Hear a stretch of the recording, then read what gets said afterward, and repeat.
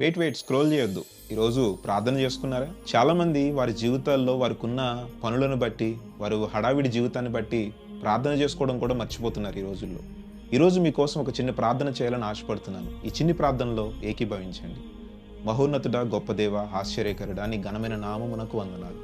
అయ్యా, మరి మేము ఈరోజు ఈ విధంగా కలుసుకొని ప్రార్థించుటకు నీవు మాకు ఇచ్చిన ఈ గొప్ప జీవితమును బట్టి, సమయమును బట్టి నీకు వందనాలు. అయ్యా, గడిచిన దినమంతా నీ కృపచేత మమ్మల్ని భద్రపరిచి మాకు ఏది అవసరమో అది అందించి మమ్మల్ని పోషించావు, నీకు స్తోత్రాలు. అయ్యా, గడిచిన దినమంతా నీ సజీవమైన రెక్కల చాటును భద్రపరిచి మమ్మల్ని పోషించినందుకు నీకు స్తోత్రాలు. ఈరోజు సజీవంగా ఉన్నామంటే కేవలం నీ కృప వలన మాత్రమే.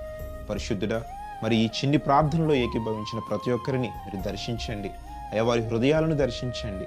ఏవైతే ప్రభు సమస్యలు వారిని ఇబ్బంది పెడుతున్నాయో, ఏ ఇబ్బందులైతే వారిని కృంగిపోయేలా చేస్తున్నాయో, అయా ప్రతి సాతాను శక్తులను, అంధకార శక్తులను, దుష్టుని కార్యములను యేసు నామములో బంధిస్తున్నాం, పాతాళానికి తొక్కివేయండి.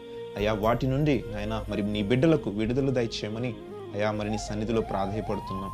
అయా, మరి రోజంతట్లో మా వ్యాపారాలలో, ఉద్యోగాలలో అయా మరి చేయుచున్న ప్రతి పనిలో నాయన విజయము, అయా అలాగే నీ యొక్క కృపను దయచేయమని అడుగుతూ ఉన్నాం. అయా, మరి చిన్ని ప్రార్థన నీ పాదముల చెంతకు చేర్చుకొని అయా మరలా ఇంకొకసారి నీ చిత్తమైతే మేము విధంగా కలుసుకుని ప్రార్థించుటకు సహాయము దయచేయమని యేసు నామములో అడుగుతున్నాము తండ్రి. ఆమేన్.